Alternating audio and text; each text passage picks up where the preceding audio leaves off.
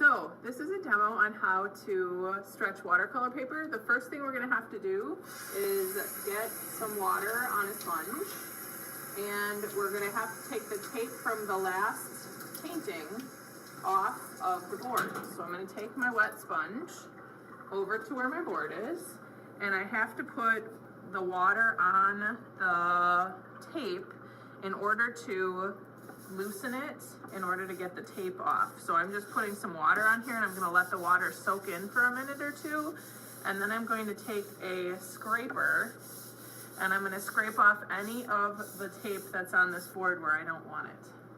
I'm gonna try to scrape now. I can see though that it's not quite soaked in, because you can actually see where the water's starting to soak in on the tape.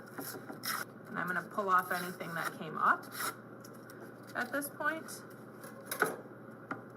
Oops, I gotta go get some more water.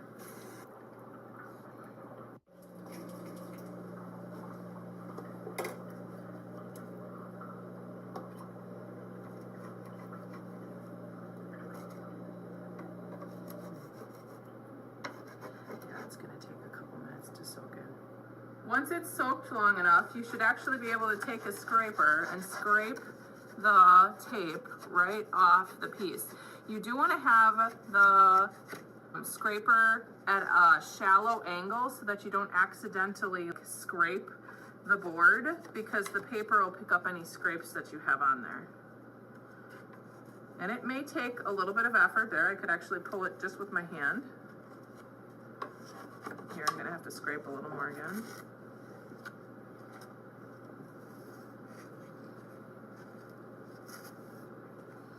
Part of the reason we use the tape is so that there's no marring on the surface of the boards when we're trying to get stuff off. I can see there's still a little bit of tape in a couple of places that I'm gonna have to get off before I can put new paper on this board. Now that I have the tape all off this board, I'm gonna take a sponge, just make sure there's no tape left. And then while this board is still wet, I'm going to go and get a piece of watercolor paper, and I'll show you how to stretch watercolor paper onto a board. So I have my whole board completely free of the tape. I've got my paper out, the watercolor tape, clean sponge, and a water bin over here on the side. I'm actually gonna take my paper that I cut to fit my board, and if you notice, there's extra space around it so that the tape will actually fit. What I'm gonna do first is I'm gonna take my piece of paper and slide it gently into my bin of water in order to get the whole thing wet. And I only need to let it sit in there about 30 seconds. I'm then gonna pick it up very gently and let the water drip off of it. Once most of the water is off of my paper, I'm gonna take it over to my clean board, and I'm going to just very gently roll it from one side to the other onto my board. Once it's down, I'm gonna immediately come over, grab my tape, and I'm going to tape the different sides. What I'm gonna need to do is I need to get a sponge. The sponge is completely clean. There's nothing on it. I'm gonna get one of these pieces of tape that I pre-cut. Actually, I ripped it to size, but you could cut it also. And I'm going to just take the tape and place it on my piece. And I actually want to rub the tape down, but I don't want to actually touch the paper because the paper is really fragile at this point. I'm going to wet the second piece of tape, and what I want you to notice is I'm going to go immediately on the opposite side of the piece of paper that I have here. And again, I'm smoothing it out, and I've got about a ½ inch from the paper edge is what I've actually rubbed down here, and I'm actually rubbing the tape down pretty thoroughly to make sure that it actually grabbed the paper.